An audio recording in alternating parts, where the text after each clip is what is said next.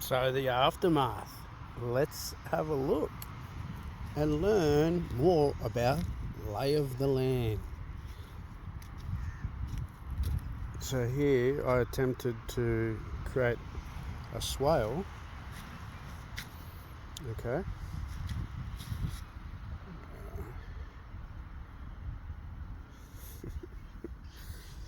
But what I've actually done, all the rain come down here, as you can see, right?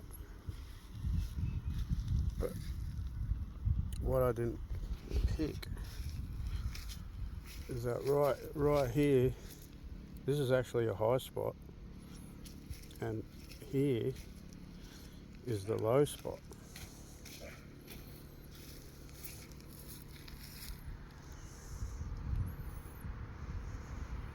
So all of this pulled up, and you can see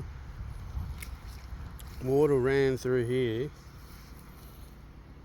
and there wasn't enough water running off there to actually overcome that high spot. Okay, so that was my thinking. That yes, it would pull here, but this water coming in would pull up and then meet that height and then get pulled that way. So in theory, because this is where the van was parked, so the van was parked right here, and you can see where I'd done a little bit of work to try and flatten this out to make the water go that way. But yeah, I just couldn't see that. I couldn't see this spot here very well. So this is low. So all of this here filled up with water.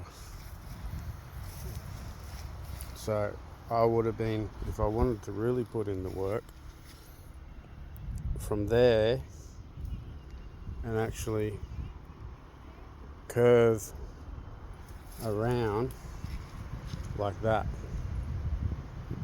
so that the water would have built up here, but then pulled that down, back down that way, which is where it goes. So we had a break in the rain yesterday, and we just slid over. Right. And this is it. Well, this, when I was watching, this wasn't too bad. Water did run here, but I had the edge of my tarp there. So that's the other thing I didn't work out well. There's a little tip for you all. If you are going to camp, you want to create it so you have this little notch, because you want to create a flat spot, right? Just going down that way. You actually will want to compensate and actually pull that back, and then have this coming down in a V, and the edge of your tarp sits in that V, and have the water, if you can, in this regards, running away from your sleeping area. So it turns out where I am now, right here, where I'm, that's actually a little freaking divot, right? It's a bit of a sucker, but I've double tarped, so let's see how that is going to work out for us. So that's the edge of the big one, right? And I'm hoping that this then falls down, throws the water out that way, and that the gradient this way, if that makes sense, that this angle is greater than that angle, which I think it is. So I'm anticipating the water, because you can see nice grey skies over there, a couple of rumbles, and it can happily go back to where it was pulling the other day. I don't give two hoots. about that. And that water falling in here will hit that little channel and run out that way.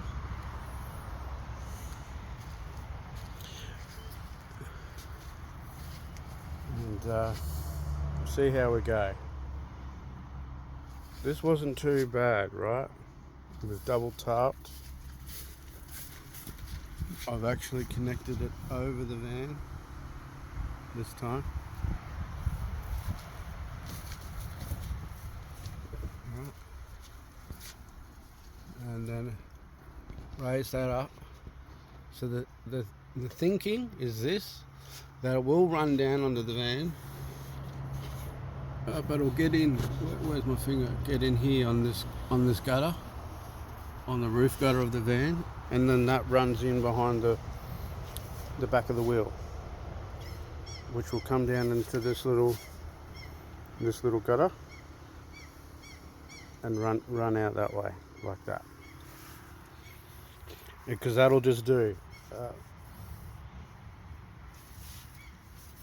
A friend his voice is always in the back of my head when I'm doing things like this. Like, look, if it works for now, it works for now. Just leave it, okay?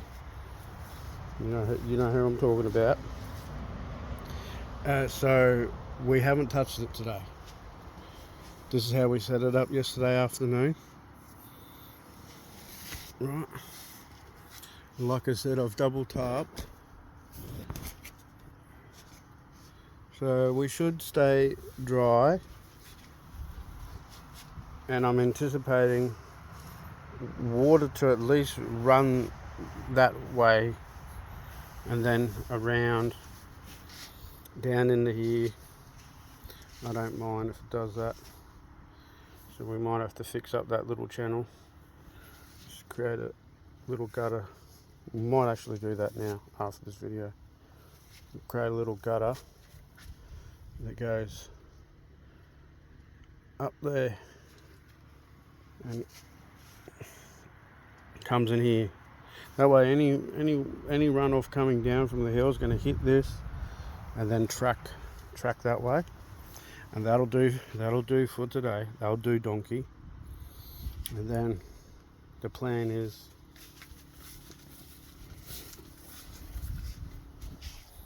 that actually the van will get parked here, because this tree provides a nice amount of shade, and then by the time the sun gets up over there, you get a nice bit of shade from this gum tree, because this is the sleeping quarters, and plus it's black, so the van will go there, and then basically this will just get swung around, and where the van is where the tarp will get set up, because this is basically just my kitchen. Right. This is my little outdoor kitchen, and where I sit and watch the world, have a coffee. Although I did come across a post, I've known about it before, but Barbara O'Neill went into a little bit more detail about what coffee actually does to the nerves in the brain, and I paid attention to that. So Robert Timms, you've been good to me, but our friendship is going to be no longer in the days to come, and I'll be trying something else, maybe roasted dandelion root or something to do with mushrooms. And then I may actually have something I can potentially sell to you lovely people and contribute to a solution. A problem is coffee. After a while it's pricey, and the quality and so on and so forth, and it's not that best, right? That's a problem. So what's the solution? I can then turn around and go, well, I've been using this substitute as a solution, and it's been quite enjoyable. Here's its name, here it is, and here's where you can go and buy it. And when you buy it, I get a little piece of the pie, I get a bit of piece of your pie or whatever, however it works, and then that will just go towards me finally doing something about building a digital income ecosystem, because that's where it's at.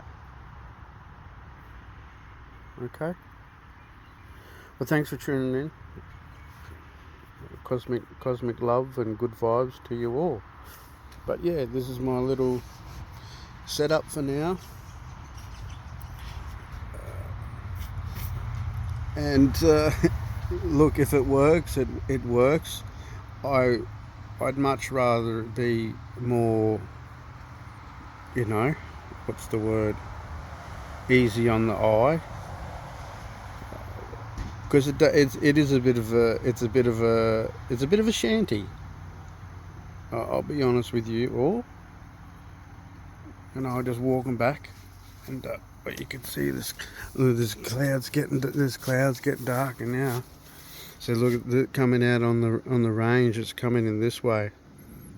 Oh, there you go. So we'll see how we go.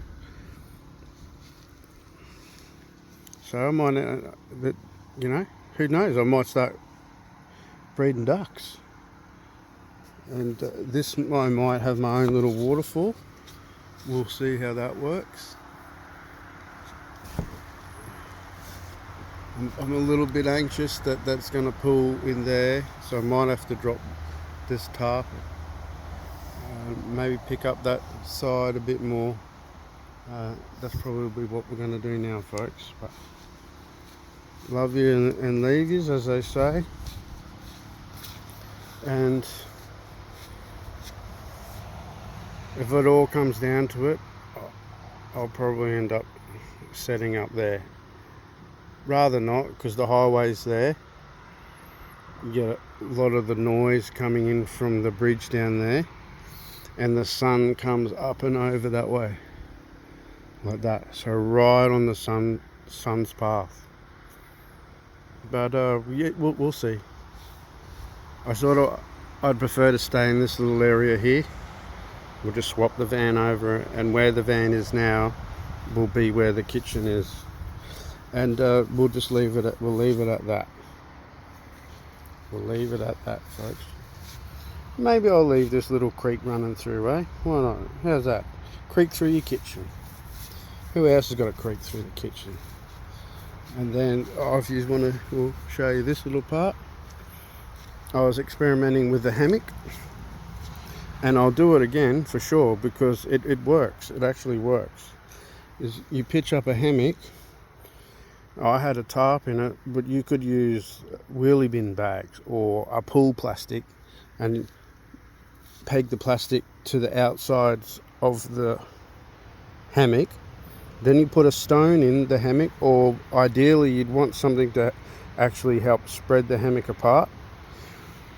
And then the water collects, and I literally had a suspended sink right about here. It was perfect. That water that's caught by the rain, use that for washing your dishes, washing your hands, that type of stuff. And then here I've got fresh water, which rainwater collected off that tarp, and then you use that to rinse, wash yourself and rinse. So that's that purpose of water. Yeah, that's the aftermath. So my ground cover just got smashed with dirt. But you could say, oh, F this rain, more rain, but I need it. I need it to wash this out and my other ground cover.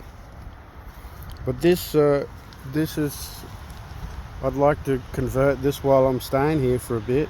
I'd like to convert this into my little bathroom. Okay, so I've got that screen, that's a bit open obviously, but whilst I'm here, what I'm going to be doing is pulling this over and training this lovely tree to actually grow and curl back onto this one. So whoever comes here to camp again, they're going to have this cool little natural alcove, and this branch will go that way. So I've got some time to chew up, and it'd be nice. It'd be pleasing to the person, whoever comes and visits this and they see this, that they respect it. Got little rocks like that. Ooh. And then I did a whole bunch of cleaning up. Like, all this was just full of just gunk. The people were here weren't very tidy. There's multiple fire pits everywhere. There was broken glass all through here. There's bits of plastic, and so this is all the ash that I cleaned out. Bags of old ash from all the fire pits. One of my wild apples that wasn't very good. And then what I was going to do, I may end up still doing, is creating a border around this whole little, and turning in this into a little garden island. And you can see the people that were here, they just,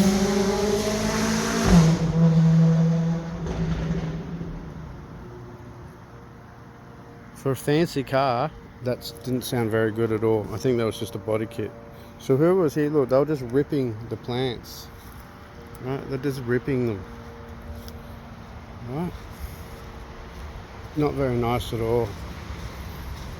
So I took it upon myself to tidy it up. Right, nice clean cut there, and a few back where I was. But there's my little shanty, people. Oh yeah, the water's going to pool there. Holy moly! We need to sort that out real quick. I know how we can do it. So, because I've double tarp, what I'll do is I'll raise this pole on the second tarp. We'll show you this.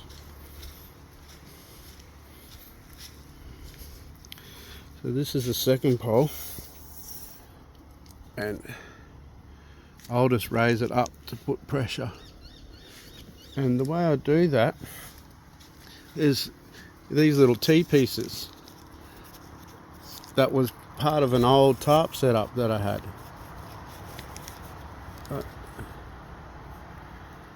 And then that just creates a nice little bumper stop. So that's what I'll do. Alright.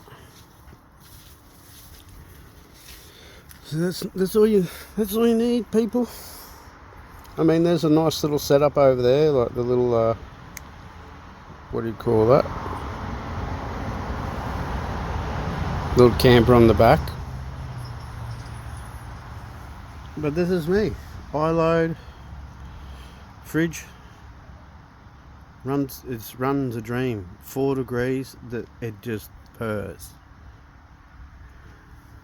Little fold out table that I've had, and okay.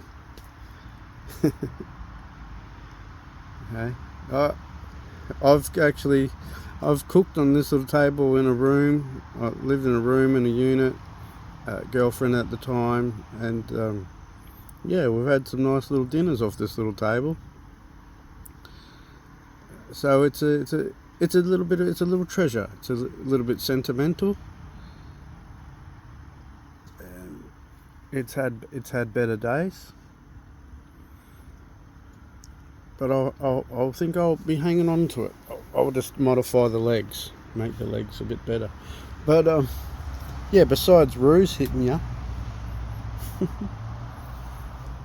200 watts. I don't even have 200 watts, but you really wouldn't need any more than 200 watts. Okay.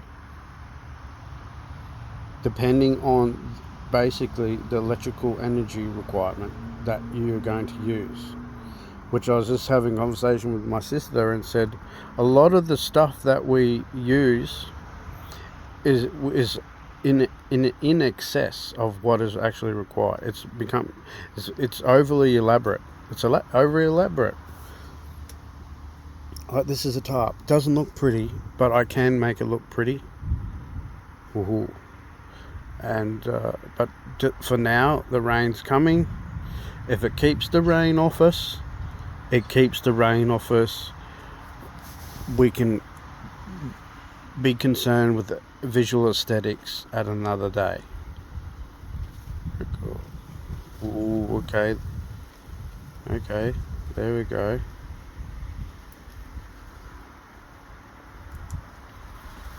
Little things like that. Okay, so we know we've got to tie down that D-ring.